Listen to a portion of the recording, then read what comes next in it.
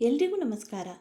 2025ರ ವರಮಹಾಲಕ್ಷ್ಮಿ ಹಬ್ಬ ಯಾವಾಗ, ಪೂಜೆ ಮುಹೂರ್ತ ಹಾಗೂ ಆಚರಣೆಗಳು ಹೇಗೆ, ಹಬ್ಬದ ಮಹತ್ವ ಮತ್ತು ವರಲಕ್ಷ್ಮಿ ಪೂಜೆಯ ಪೂಜಾ ವಿಧಾನ ಹೇಗೆ ಎಂಬುದರ ಬಗ್ಗೆ ಈ ವಿಡಿಯೋದಲ್ಲಿ ನೋಡೋಣ.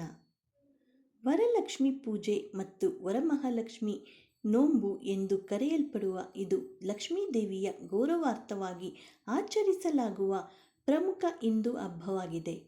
ವರಮಹಾಲಕ್ಷ್ಮಿ ವ್ರತ ಅಥವಾ ಉಪವಾಸವನ್ನು ಪ್ರಾಥಮಿಕವಾಗಿ ವಿವಾಹಿತ ಮಹಿಳೆಯರು ಲಕ್ಷ್ಮೀ ದೇವಿಯ ಅಭಿವ್ಯಕ್ತಿಯಾದ ವರಲಕ್ಷ್ಮಿಯಿಂದ ಆಶೀರ್ವಾದವನ್ನು ಪಡೆಯಲು ಆಚರಿಸುತ್ತಾರೆ. ವರಲಕ್ಷ್ಮಿಯು ವರ ಅಥವಾ ವರಂ ಅಂದರೆ ವರಗಳನ್ನು ಕೊಡುವವಳು. ವರಮಹಾಲಕ್ಷ್ಮಿ ವ್ರತವನ್ನು ಯಾವಾಗ ಆಚರಿಸಲಾಗುತ್ತದೆ ಎಂದು ನೋಡೋಣ. ವರಮಹಾಲಕ್ಷ್ಮಿ ವ್ರತ ಎಂದು ಕರೆಯಲ್ಪಡುವ ವರಲಕ್ಷ್ಮಿ ವ್ರತವನ್ನು ಶ್ರಾವಣ ಮಾಸದ ಅಂದರೆ 2ನೇ ಶುಕ್ರವಾರ ಅಥವಾ ಹುಣ್ಣಿಮೆಯ ಮೊದಲು ಶುಕ್ರವಾರ ಆಚರಿಸಲಾಗುತ್ತದೆ. ಇದು ಇಂಗ್ಲಿಷ್ ಕ್ಯಾಲೆಂಡರ್ನಲ್ಲಿ ಜುಲೈ ಅಥವಾ ಆಗಸ್ಟ್ ತಿಂಗಳಲ್ಲಿ ಅನುರೂಪವಾಗಿದೆ. ಈ ವರ್ಷ ಇದು ಆಗಸ್ಟ್ 8ರಂದು ಶುಕ್ರವಾರದಂದು ಬಂದಿದೆ. ವರಲಕ್ಷ್ಮಿ ವ್ರತ 2025ರ ಪೂಜಾ ಸಮಯಗಳು ಹೀಗೆ ನೋಡೋಣ. ವರಲಕ್ಷ್ಮಿ ಪೂಜೆಯನ್ನು ಯಾವಾಗ ಮಾಡಬೇಕು ತಿಳಿಯುವುದು ಮುಖ್ಯವಾಗಿದೆ, ಏಕೆಂದರೆ ಸರಿಯಾದ ಮುಹೂರ್ತದಲ್ಲಿ ಪೂಜೆ ಸಲ್ಲಿಸುವುದು ಶಾಶ್ವತ ಸಮೃದ್ಧಿಯನ್ನು ತರುವಂಥದ್ದು. ಆಗಸ್ಟ್ 8ರಂದು ಲಕ್ಷ್ಮೀ ಪೂಜೆ ಮುಹೂರ್ತವನ್ನು ನೋಡೋಣ. ಸಿಂಹ ಲಗ್ನ ಪೂಜೆ ಮುಹೂರ್ತ ಆಗಸ್ಟ್ 8, 2025ರ ಬೆಳಿಗ್ಗೆ 6:34ರಿಂದ 8:37ರವರೆಗೆ. ವೃಶ್ಚಿಕ ಲಗ್ನದ ಪೂಜೆ ಮುಹೂರ್ತ ಆಗಸ್ಟ್ 8, 12:45ರಿಂದ 2:57ರವರೆಗೆ. ಇನ್ನೊಂದು ಮುಹೂರ್ತ ಅಂದರೆ ವೃಷಭ ಲಗ್ನ ಪೂಜೆ ಮುಹೂರ್ತ ಆಗಸ್ಟ್ 8, 12:07ರಿಂದ ಆಗಸ್ಟ್ 9 ಬೆಳಿಗ್ಗೆ 2:09ರವರೆಗೆ. ಇನ್ನು ಈ ದಿನದ ಸೂರ್ಯೋದಯ ಆಗಸ್ಟ್ 8ರಂದು ಬೆಳಿಗ್ಗೆ 6:04. ಸೂರ್ಯಾಸ್ತ ಆಗಸ್ಟ್ 8ರಂದು ಸಂಜೆ 7 ಗಂಟೆಗೆ. ಪೂರ್ಣಿಮಾ ತಿಥಿ ಸಮಯವು ಆಗಸ್ಟ್ 8 ಮಧ್ಯಾಹ್ನ 2:12ರಿಂದ ಆಗಸ್ಟ್ 9 ಮಧ್ಯಾಹ್ನ 1:25ರವರೆಗೆ. ವಿವಾಹಿತ ಮಹಿಳೆಯರು ಇಡೀ ಕುಟುಂಬಕ್ಕೆ, ವಿಶೇಷವಾಗಿ ತಮ್ಮ ಪತಿ ಮತ್ತು ಮಕ್ಕಳಿಗೆ ಆಶೀರ್ವಾದ ಪಡೆಯಲು ಈ ಪವಿತ್ರ ವರಮಹಾಲಕ್ಷ್ಮಿ ವ್ರತವನ್ನು ಆಚರಿಸುತ್ತಾರೆ. ಹಿಂದೂ ಧರ್ಮಗ್ರಂಥಗಳ ಪ್ರಕಾರ ಈ ಶುಭ ದಿನದಂದು ಲಕ್ಷ್ಮೀದೇವಿಯನ್ನು ಪೂಜಿಸುವುದು ಅಷ್ಟಲಕ್ಷ್ಮಿಯನ್ನು ಪ್ರೀತಿ, ಸಂಪತ್ತು, ಶಕ್ತಿ, ಶಾಂತಿ, ಖ್ಯಾತಿ, ಆನಂದ, ಭೂಮಿ ಮತ್ತು ವಿದ್ಯೆಯ 8 ದೇವತೆಗಳನ್ನು ಪ್ರಾರ್ಥಿಸುವುದಕ್ಕೆ ಸಮಾನವಾಗಿದೆ ಎಂಬ ಬಲವಾದ ನಂಬಿಕೆ ಇದೆ. ಜಾತಿ ಮತ್ತು ಧರ್ಮದ ತಾರತಮ್ಯವಿಲ್ಲದೆ ಎಲ್ಲರೂ ಈ ವ್ರತವನ್ನು ಆಚರಿಸಬಹುದು. ವರಲಕ್ಷ್ಮಿ ವ್ರತ ಆಚರಣೆಗಳು ಹೀಗಿದೆ.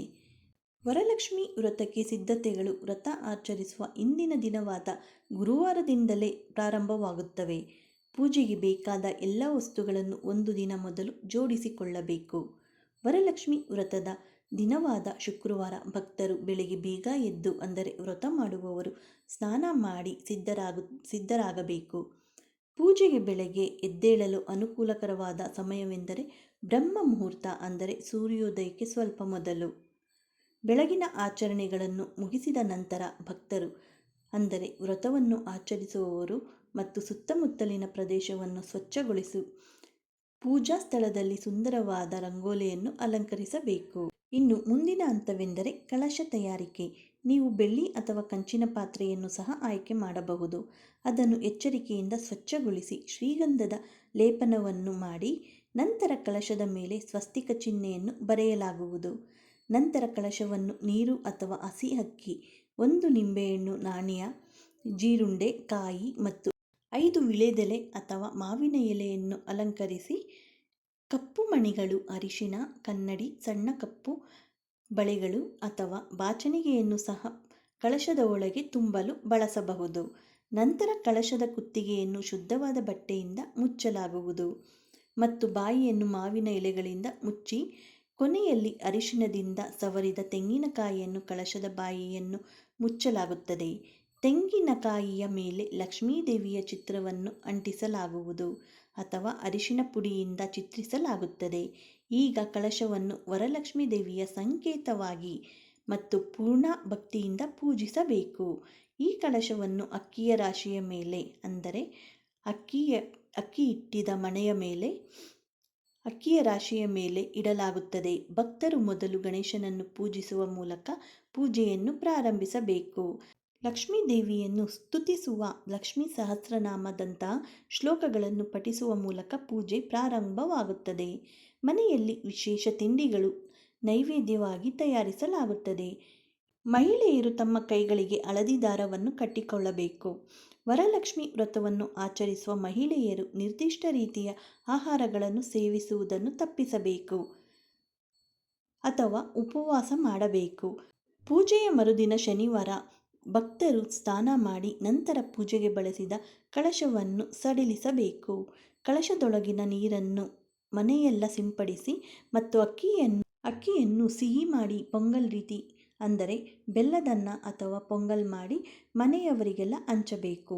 ವರಲಕ್ಷ್ಮಿ ವ್ರತದ ಮಹತ್ವವನ್ನು ನೋಡೋಣ.